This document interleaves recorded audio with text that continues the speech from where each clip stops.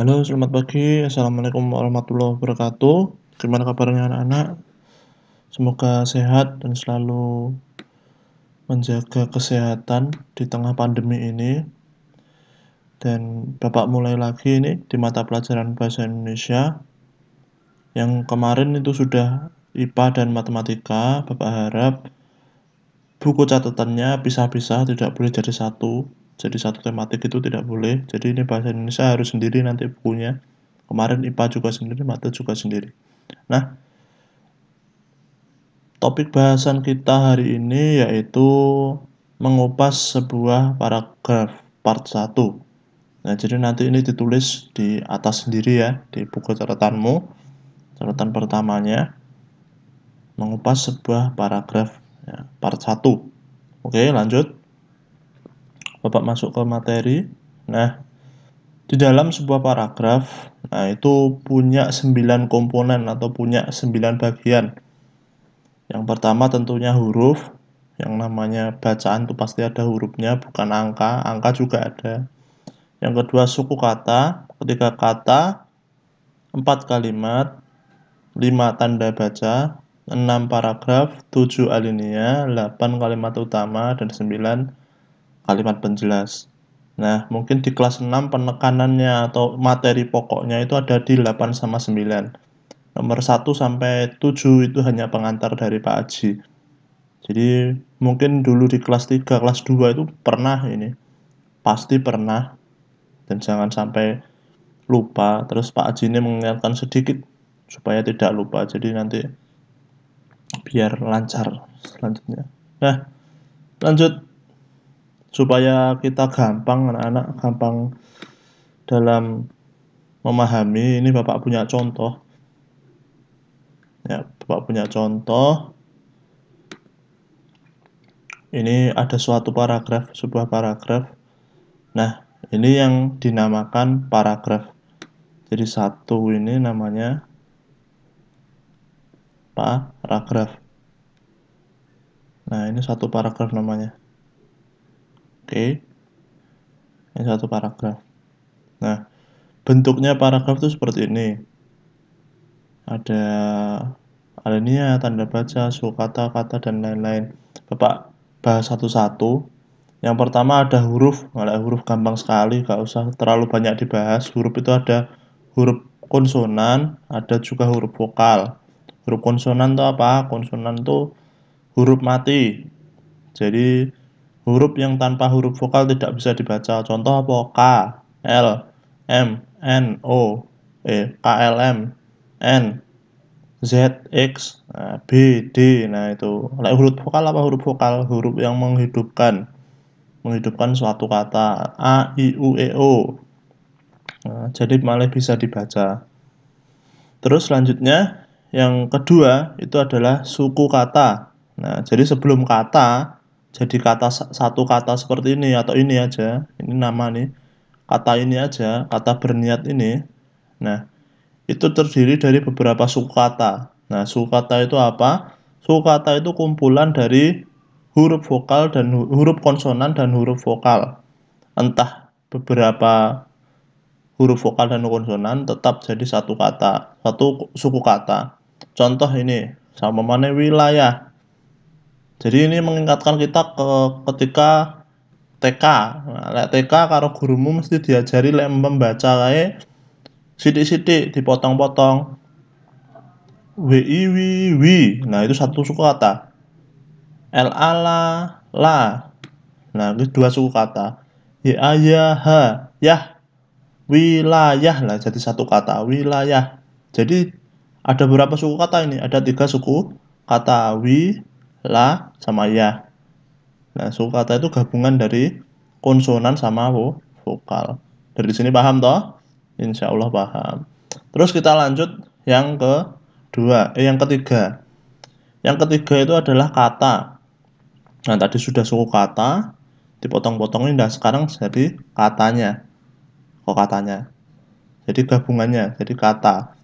Nah, ini kata. Jadi satu kata yaitu wilayah. Kata itu apa sih? Kata itu ya suatu gabungan dari suku kata yang memiliki makna atau arti. Ya, suku kata tadi belum memiliki arti. Contoh mendengar ini ya, ngar. Nah, ini men tok iki gak enak artine. Apa men iki? De tok iki gak enak artine. Lah iki suku kata namanya. Lek kata mendengar, nah iki enak artine. Nah, ini baru kata. Bedanya suku kata sama kata itu tuh. Lek kata sudah ada artinya. Mendengar itu apa? Nah, kemampuan telinga untuk memasukkan rangsangan dari luar berupa suara lah kuwi contohnya. Kuwi lanjut lek kata yaitu kata itu ada banyak, ada kata kerja, terus kata kata benda, kata sifat, kata penghubung dan lain-lain masih banyak sekali. Nanti dikupas di materi selanjutnya. Terus sekarang setelah kata, nah tadi suku kata lek banyak menjadi kata, lek kata menjadi lek banyak jadi apa? Contoh ini, jadi kalimat namanya. Nah, ini ada berapa kata? 1, 2, 3, 4, 5, 6, 7. Nah, satu kalimat 7 kata lagi sing iki. Begitu. Yes, lek kalimat itu apa berarti? Kumpulan dari beberapa kata. Terus dibatasi dengan apa? Dengan apa iki cilik? Tanda baca. Nah, ini sudah disebut satu kalimat. Ini materi kelas telu asine Pak Haji, yakin kalian harus paham. Tapi semoga dengan penjelasan Pak Haji ini kalian lebih paham lagi. Oke, jadi nanti jalannya biar gampang. Jalannya pembelajarannya, oke? Oke, kalimat. Nah, jadi itu. Kalimat adalah kumpulan dari beberapa kata. Nah, dan menciptakan suatu kalimat. Dieling-eling. Yang paragraf itu ada beberapa kalimat. Nah, sekarang ganti paragraf. Nah, paragraf itu apa? Kumpulan dari beberapa kalimat. Siji. Oke, satu paragraf ya, sama umpamanya. Ya bener satu paragraf kasih umpamanya. Satu paragraf ini kumpulan dari berapa kata? Kalimat. 1 sampai titik, ya. 2 sampai titik. Nah, ini 2. 3 sampai titik. 4 sampai titik dan seterusnya ini. Dihitung di wingko piro paragraf, oke? Paham? Jadi paragraf adalah kumpulan dari beberapa kalimat. Dan nanti kalimat tuh beda-beda aja. Kalimat satu itu fungsinya apa? Beda lagi. Oke, kita lanjut dulu. Terus, tadi lupa ada tanda baca. Nah, tanda baca itu fungsinya untuk apa? Ya untuk tanda kalian membaca, tanda supaya membacanya enak. Contoh ini titik. Nah, titik itu fungsinya untuk apa? Titik itu berhenti sejenak atau mengakhiri sebuah kalimat. Nah, jadi ketika membaca kalau ada titik itu berhenti dulu. Paling tidak 2 detik. Ya. Terus ada juga koma. Lah koma juga apa namanya? Koma itu tandanya untuk apa? Juga untuk berhenti, tapi lebih lama berhenti di titik. Kalau di koma sebentar, ibaratnya like koma itu 1 detik, titik itu 2 detik. Contoh, suatu hari Aji Saka berniat ke wilayah Medang Kamulan. Ia mendengar perilaku Raja Medang Kamulan yang bernama Prabu Dewata Cengkar yang sangat jahat. Tuh, enak tau lek dibaca titik kita fokus pada titik, jadi titik gak ditabrak. Nah, ketika pretest kemarin kan Pak Haji nyuruhnya gitu membaca. Ada membaca dan membacanya harus memperhatikan titik, tanda baca, gak oleh diterak wae. Gak diterak salah malah elek. Ya. Kata toprak tuabrak. Iya, Kamulan iya mendengar lah. Kamulan iya ki opo ya. Jadi Kamulan di titik ia mendengar perilaku Raja Medang Kamulan yang bernama Prabu Dewata Cengkar yang sangat jahat. Loh, menak toh? Prabu Dewata Cengkar lah ngono. Wes paham? Jadi ketika ada tugas lagi besok bisalah. Oke. Lanjut. Tadi sudah paragraf sudah tadi kumpulan dari beberapa kalimat. Terus sekarang paragraf itu punya apa? Dinamakan paragraf itu pasti punya ini. Bagian kosong ini. Iki apa Pak? Kok tulisannya rodok merene apa ki salah ngetik? Ora, iki emang dibuat seperti itu. Nah, dibatasi ini. Nah, engko yang paragraf 2 piye? Lah kalian pengen nulis paragraf 2 mesti dibatasi ini. Terus ki tulisane. Duh, kok moro rono cah.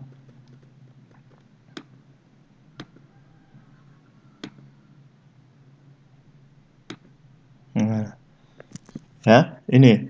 Jadi seperti itu. Dibatasi rene, kok nulisannya kene ada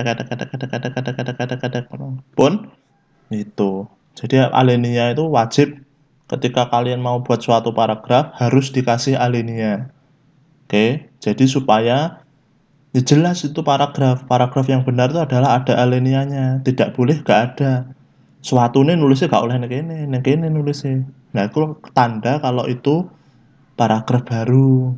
Nah, pun paham? Oke, paham. Terus selanjutnya yaitu tadi kalimat. Cek Pak Haji hapus sih. Oke. Nah, ini agak serius yang poin nomor 8 sama 9 soalnya ini materi kelas 6, materi kita. Oke. Kalimat itu dibagi menjadi dua. Nah, dua itu apa aja? Yang pertama itu adalah kalimat pokok, yang kedua adalah kalimat penjelas. Oke, diingat-ingat, ada kalimat pokok dan kalimat penjelas. Bedanya apa, Pak? Kalimat pokok sama penjelas. Nah, dalam suatu paragraf itu hanya memiliki satu kalimat pokok. Satu kalimat pokok. Nah, ini dari beberapa kalimat, kan ada banyak kalimatnya. Ini paragraf ini paling tidak kalimatnya ada 10 lah kira-kira. Pak Haji malas ngitung. Ya. Jadi intinya, kalimat pokok atau kalimat pokok atau pikiran utama, jenenge padha wae, gagasan pokok padha wae. Biasanya di soal beda-beda nyebutnya. Di satu paragraf ini itu hanya terdapat satu kalimat pokok dan yang lain adalah kalimat utama. Kalimat penjelas. Paham? Jadi di satu paragraf ini hanya terdapat satu saja kalimat pokoknya. Dan yang lain itu kalimat penjelas. Contoh, ini bacaan ini ketika kamu ketika kamu baca, ini gimana ini?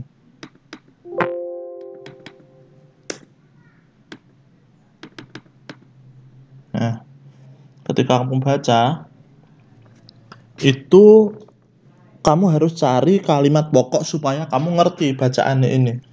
Jadi kalimat pokok itu mewakili semuanya paragraf ini. Jadi ketika kamu baca kalimat pokok wis ngerti sini bacaan ini.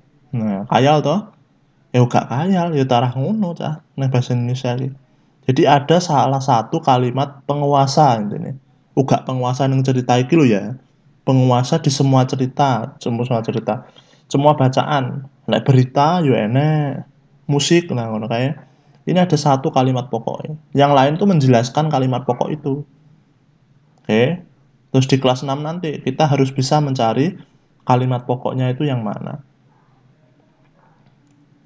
Ayo kita lanjut saja. Kita bingung ya Pak, ora usah bingung. Dilanjut sikit. Ceklik, waduh kok macet terus cah. Nah, ada lagi. Nah, terus jenis paragraf berdasarkan letaknya. Waduh, letaknya keliru, Pak Haji lupa. Berdasarkan kalimat pokoknya. Nah, ini jenis paragraf berdasarkan letak kalimat pokoknya. Oh, ditambahin di tulisannya ya. Bukan salah letaknya, letak kalimat pokoknya. Nah, jenis paragrafnya berarti ada 3. Deduktif, induktif, sama campuran. Loh, Pak, ini abang tulisannya ngopo?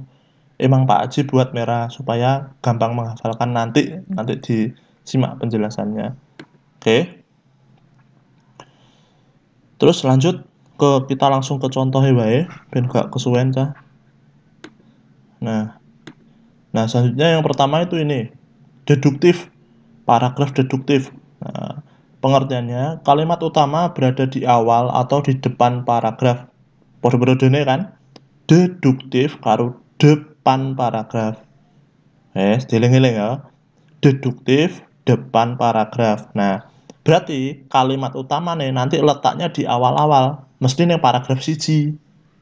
Nah, kuwi. Jadi sing liyane berarti kalimat penjelas, menjelaskan iki. Nah, lek biasanya di ujian iku gak dikasih tahu iki deduktif, induktif, malah kamu kan nyari. Iki paragraf iki jenisnya apa to? Deduktif apa dudu to? Nah, kowe dikon nyari cah. Carane piye? Yo dibaca. Yo dibaca ya. Chairil Anwar merupakan salah satu penyair ternama di tanah air. Penyair kelahiran Medan ini merupakan bagian dari sastrawan angkatan 45 yang terkenal selain Asrul Sani dan Rifai Apin. Puisi-puisi Chairil Anwar begitu dikenal dan dicintai masyarakat Indonesia. Salah satunya yaitu puisi berjudul Aku. Nah, ini tentang apa dah? Tentang Chairil Anwar. Neng di ngene Chairil Anwar ya. Di paragraf berapa? Paragraf satu. Ya toh? Ya berapa? Nah, di paragraf satu berarti apa kalimat utamanya neng? Paragraf satu cah. Ngono carane. Oke. Nah, ini. Waduh. Oh, gak anu Pak, gak lurus wis ben ra apa-apa. Nah, iki kalimat utamane ning kono. Lho Pak, carane piye sih Pak? Carane ngerti lek iku kalimat utama apa bukan? Nah, ya tadi lek mau dalam satu paragraf itu cuma ada satu kalimat utama dan yang lain kalimat penjelas. Nah, berarti dibalekne maneh. Iki kalimat utama iki intine dari paragraf itu dan yang lain kalimat-kalimat yang lain ini menjelaskan di kalimat satu ini. Ya, liyane menjelaskan. Ya berarti ki paragraf deduktif wis ngono wae, gampang-gampangan. Paham? Gitu tok ya. Pun lanjut. Selanjutnya iki enak induktif. Nah, iki kualikane. Dia mau deduktif saiki induktif. Nah, berarti lah induktif nang ndi? Pengertiannya kalimat utama yang berada di akhir atau di belakang paragraf. Nah, yes. Kui tadi di awal atau depan, deduktif depan, induktif berarti di akhir. Contoh ini paragrafnya. Jika ada siswa melanggar aturan kelas, sanksi yang sudah disepakati wajib diberikan kepada pelanggar. Aturan kelas dibuat untuk menunjang ketertiban dan kedisiplinan kelas. Aturan kelas mulai dari piket kebersihan, piket kelengkapan kelas, aturan kelakuan di dalam kelas, dan lainnya harus didukung oleh semua warga kelas. Oleh sebab itu, aturan kelas wajib ditaati oleh semua warga kelas.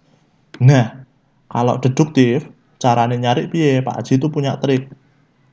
Lek deduktif, itu pasti ada kata-kata seperti ini. Oleh sebab itu. Terus biasanya, aku dicatat ya.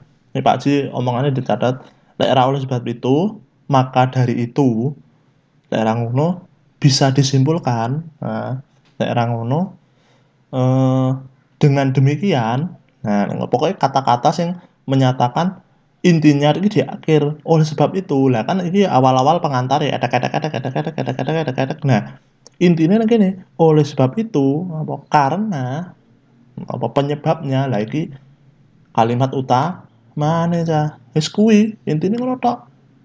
Nah, induktif ya itu. Biasanya ada kata-kata ini.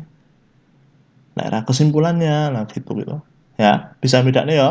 Iso lah, kelas 6 cerdas. Lanjut. Nah, yang terakhir. Ini ada campuran, ya. Nah, campuran ki piye dicampur.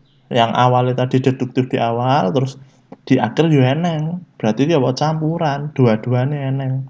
Loh, piye Pak, Wis to, dirungokne sithik. Contoh ning soal iki, di paragraf ini.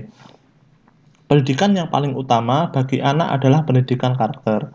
Dengan pendidikan karakter yang baik, siswa akan mempunyai pondasi karakter dan mental yang kuat. Orang tua dan guru pun bekerja sama untuk membentuk karakter anak. Jika berhasil, orang tua dan guru akan lebih mudah mentransfer ilmu maupun menasihatinya kepada anak.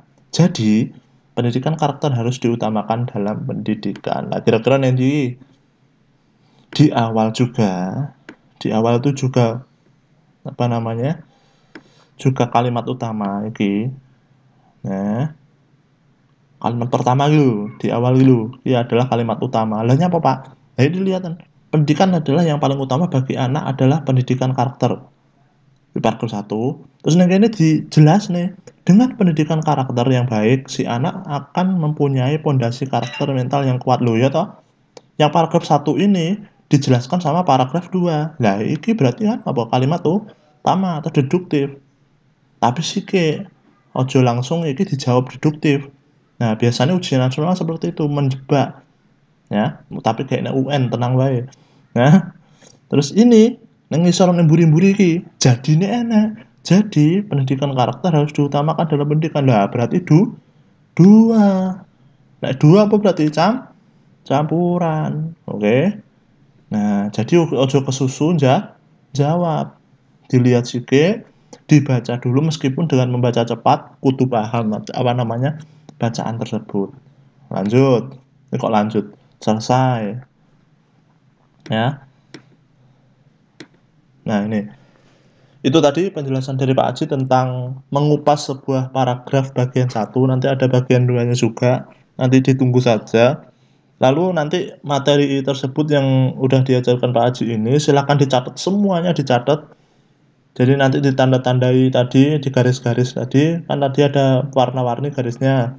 Silakan disamakan garisnya, warnanya supaya gampang untuk mempelajari. Jadi semua tadi ditulis.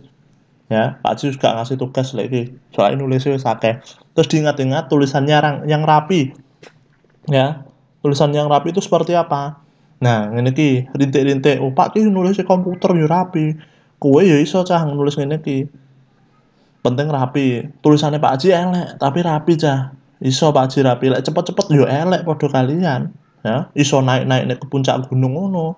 Suatu biasanya tene rada munggah, une munggah banget. Wah, munggah ngetril. Ya. Jadi kudu diperhatikan. Kayak ini apa namanya? Jaraknya ini, jarak perkatanya itu diperhatikan. Disamakan sebisa mungkin disamakan. Ojo kene ombo, kene cendek lho. Kene cendek neh, kene ombo neh lho. Iku opo ki? Ya, bisa? Bisa. Jadi nanti ini kan banyak paragrafnya. Jadi kalian juga bisa latihan menulis dengan baik. Pun seperti itu dari Pak Haji. Situ terus ya, benar-benar tulis. Terus nanti malam silahkan dikumpulkan seperti biasanya. Oke? Sekian. Wassalamualaikum warahmatullahi wabarakatuh.